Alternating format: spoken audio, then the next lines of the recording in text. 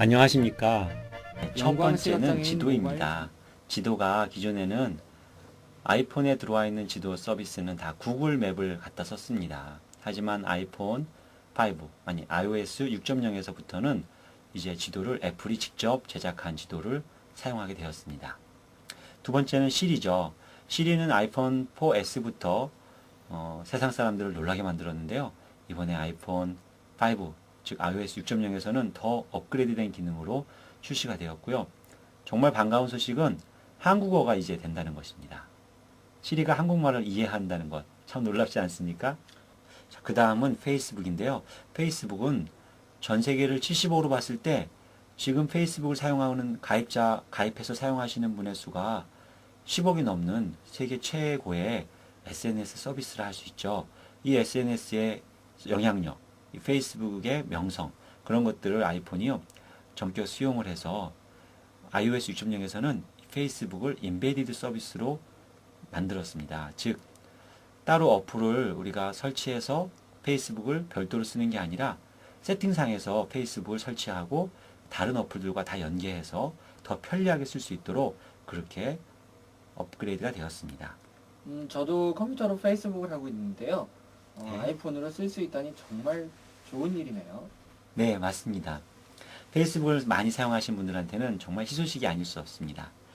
사진 스트림 면에서도 또 사진을 공유하는 면에서도 한층 더 업그레이드가 됐는데요. 기존에도 이 사진을 공유하는 기술은 아이클라우드라는 서비스를 통해서 내가 갖고 있는 여러 가지 기기들 간의 공유가 가능했습니다. 즉 아이폰, 아이패드, 아이팟, 맥, PC, 윈도우 PC도 OS가 윈도우 비스타, 윈도우 7 이상이면 서로 다 사진을 공유할 수 있었습니다. 한데 이번엔 iOS 6.0에서는 한층 더 공유의 폭을 넓혀서요. 나만이 아니라 타인들과 하고도 언제 얼마든지 사진을 서로 공유할 수 있게끔, 편리하게 공유할 수 있게끔 그렇게 업그레이드가 되었습니다. 자, 다음은 패스북입니다. 패스북. 예, 우리 선생님께서는 이 패스북의 명성을 들어보셨나요? 지금 처음 듣는 건데요. 과연 네. 무엇을 하는 기능일까요? 예, 참 재밌는 사실이 있어요. 아이폰을 만드는 회사, 애플. 지금은 이제 고인이 되셨지만, 스티븐 잡스 때부터요, 키노트에서 이렇게 발표를 하면, 새로운 모델을 발표를 하면, 전문가들 또는 언론계에 있는 사람들이 그렇게 놀라질 않았어요. 오히려 좀 지나친 언론사 같은 경우에는 더 이상의 혁신은 이제 없다. 애플은 이제 주가가 떨어질 것이다. 달라진 게 없다. 이런 혹독한 비평을 내놓았답니다. 즉 많은 걸 기대했는데 막상 뚜껑을 열어보니까 기존 모델과 뭐 별로 달라진 게 없네. 이런 분석들이 많았거든요. 근데 참 재밌는 건 시장에서는 그게 아니다라는 이겁니다. 막상 써보는 사용자들은 애플에 이런 기능이 있었어 하고서는 입소문이 막 빨리 퍼지면서 그런 전문가들의 예상을 완전히 빗나가게 그렇게 만드는 거죠. 사실 이거는 애플의 하나의 전략이 아닌가라고 의심이 드는 부분이 있는데요. 우리가 그렇잖아요.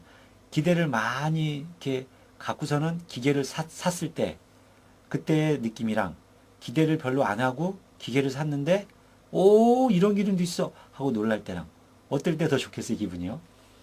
두 번째 것이 더욱 좋을 것 같긴 하네요. 그렇죠. 신문사나 뭐 전문가들이 이렇게 혹평을 했는데 그래서 별로 기대를 안 하고 그래도 나는 아이폰을 쓸 거야. 난 전에도 썼으니까 난 아이폰이 더 편해.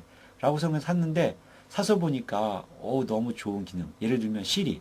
시리에 대해서 사람들은 별로 주목 안 했거든요. 근데 소비자들이 사서 보니까 시리를 막상 써보니까 너무너무 놀라운 거예요. 그래서 막 엄청 빠르게 소문이 퍼지고 그때부터 전문가들의 의견이 또 다시 정정이 되고 그런 것을 애플이 노리고 있지 않나 그렇게 의심하는 사람도 있어요. 이번에 아이폰 5 키노트 발표 때도 비슷한 현상이 나타났습니다. 발표가 나고 나서 세계 많은 언론들, 특히 한국의 언론들은 혹평을 많이 내놨습니다. 그렇다면 페이스북이 그 중심에 있다는 얘기인가요? 네, 맞아요. 아이폰 4S에서 그 숨겨져 있는 비장의 무기가 실이었다면 이번에 5에서는 패스북이라고 사람들이 이렇게 얘기하고 있어요. 즉 애플에서 별로 이렇게 대단한 이렇게 변화가 없다. 대단한 변화가 없다라고 전문가들이 의견을 내놓았지만 애플에서는 그 숨겨져 있는 비장의 카드, 킬러 어플리케이션으로 이 패스북을 이번에 발표를 한 거였죠. 그렇다면 패스북의 기능은 무엇일까요? 네, 패스북은 자, 패스, 지나친다 이거죠. 통과하는 거. 그리고 북, 책. 여러 가지 의미를 담고 있을 것 같은데요. 한마디로 말한다면 전자지갑이에요. 전자지갑인데 이 전자지갑은 내 위치를 알아요. 즉 GPS랑 서로 통신을 하면서 내가 다니고 있는 그 길, 내가 방문한 어떤 가게 또는 비행기, 공항 그런 걸 얘가 다 알아요. 그래서 내가 보통 우리 일반 지갑에서 예를 들어서 내가 스타벅스를 갔다.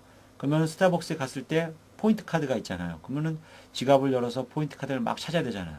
근데 어떤 날은 아차 지갑을 놓고 왔어. 아니면은 포인트 카드를 다른 데 놓고 왔어. 그래서 포인트 정리 못해 하고서는 이렇게 안타까워할 수가 있잖아요. 또 찾는데도 시간이 걸리고. 근데 이 패스북이라는 어플을 갖고 있으면 이 안에 모든 그런 포인트들, 마일리지, 정류카드 그런 게 다 들어가는 것입니다. 참 애플이 요 전자지갑 솔루션 패스북을 내놓은 시기가 참 절묘했다라고 볼 수 있는데요.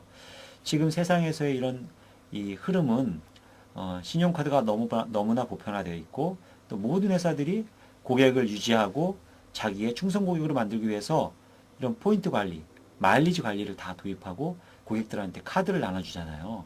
그 저만 해도 지갑을 열면 그 정리카드가 15장, 뭐 20장 그렇게 막 이렇게 모여져 있습니다. 그거를 다 들고 다니려니 지갑이 무겁고 또 찾으려니 힘들고 또 내가 가입을 했나 안 됐나 안 했나 헷갈리기도 하고 그래서 또 가입을 해야 되나 막 그런 경우도 있고 참 이렇게 어려움이 있죠. 근데 이 패스북이라는 솔루션을 탁 내놓고 나서 보니까 이걸 들여다보니까 그런 걱정들이 한 방에 날아가게 된 것입니다. 어때요? 굉장히 세간의 관심을 끌만하지 않습니까? 네. 그런데 우리나라에서는 이 패스북의 활성화가 좀처럼 쉽지가 않을 것 같은데요. 네, 맞습니다. 그것도 역시 언론에서는 그렇게 이야기했어요. 한국은 이 패스북이 활성화가 안 될 것이다. 활성화되려면 시간이 많이 걸릴 것이다. 왜냐하면 그 본 고장인 미국에서도 걸음마 수준이거든요.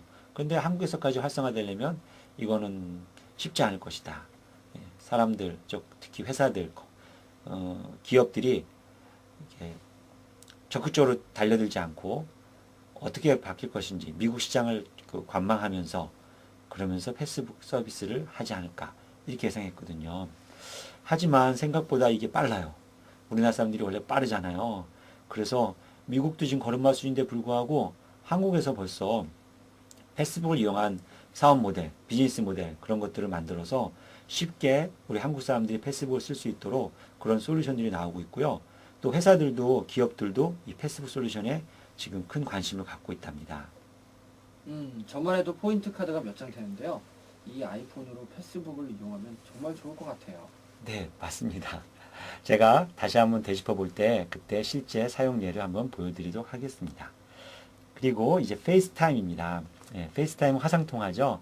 화상통화하는 부분에 있어서도 iOS 6.0 버전에서는요, 기존의 와이파이에서만 된다는 그런 제약을 벗어나서 3G망에서도 화상통화가 될 수 있게끔 업그레이드가 되었답니다. 우리 시각장애인들 입장에서는요, 이 페이스타임이 이렇게 3G망에서도 된다는 것은 정말 좋은 소식이에요.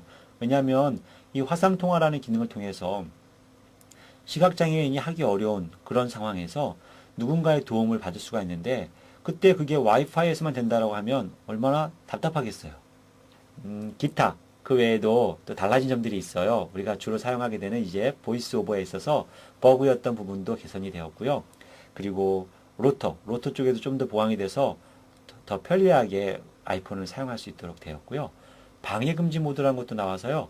그걸 통해서 우리가 방해받지 않도록 곤히 잠을 자야 되는 시간 방해받고 싶지 않아. 그런 용도로도 이 아이폰이 요긴하게 쓸 수 있게 되었답니다. 저는 특별히 6.0에서 쌍자음 버그가 해결된 것이 참 좋아요. 아, 그러세요? 네. 기존에는 우리가 이 Shift 키로 한번 쌍자음을 입력하고 나서 다시 이제 단자음을 입력해야 되는데 계속해서 이 보이스오버가 쌍자음으로 이렇게 발음을 해줬잖아요. 소리를. 그래서 좀 답답했는데 그게 이번에 개선이 됐어요. 네, 그런 기능을 비롯해서 더 달라지고 좋아진 점들을 이제 좀 더 자세하게 살펴보도록 하겠습니다. 중요한 부분은 좀 더 자세하게 보고요. 좀 더 중요치 않은 부분은 간단하게 살펴보고 그렇게 진행을 하겠습니다. 첫 번째는 말씀드린 지도인데요. 지도 서비스는 이제 구글 맵에서 벗어나서 애플 자체 제작한 맵으로 서비스가 되게 되었죠. 우리 선생님은 어떠세요? 이 구글 맵을 사용했을 때랑 애플이 제작한 이 지도를 사용했을 때랑 과연 시장의 반응은 어땠을 것 같아요? 글쎄요. 근데 구글 맵을 사용했었다가 애플 맵으로 바뀌니까 더 안 좋아졌다는 얘기들을 많이 들어요. 아, 벌써 그런 얘기를 들으셨어요? 네, 맞아요. 애플은 야심차게 자기들만의 지도로 서비스를 이제 공급한다고 내놨어요. 그런데 시장의 반응은 싸늘했답니다. 지도가 너무 형편없다. 뭐 정확도가 떨어진다. 기존 구글 맵이 훨씬 좋다. 막 그런 의견들이 막 나왔어요. 그래서 공격을 많이 받았죠. 오늘 신문인가요? 어제 신문인가? 기억이 애플의 그 부사장급 2명이 사퇴를 했답니다. 근데 그 이유를 시장에서는 언론에서는요. 이 지도 서비스의 실패 때문이라고 그렇게 추측을 한답니다.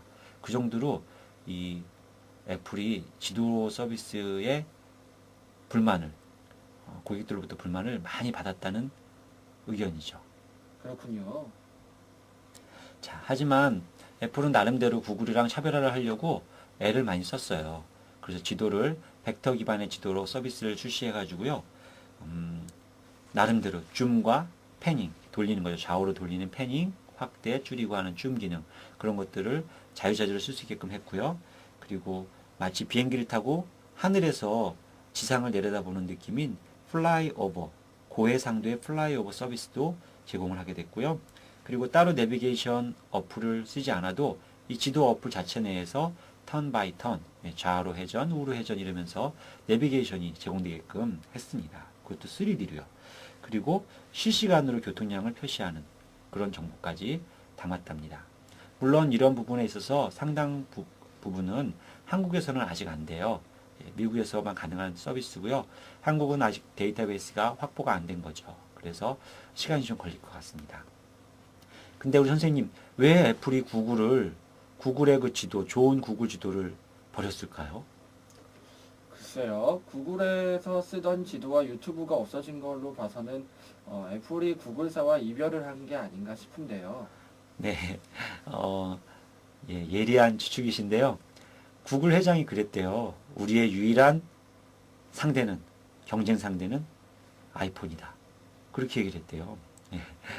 구글도 애플을 의식하고 있고요. 애플도 역시 구글을 의식하고 있습니다. 그래서 애플의 아이폰의 기본 어플로, 공장 출시형 어플로 유튜브랑 또 구글의 지도가 들어가 있는 게 애플은 계속 걸렸던 거죠. 그래서 이번에 아이폰 5를 내놓으면서 과감하게 그 좋은 구글 맵을 빼버리고 유튜브도 빼버리고 자체적으로 해보겠다. 이렇게 전략적인 선택을 한 겁니다.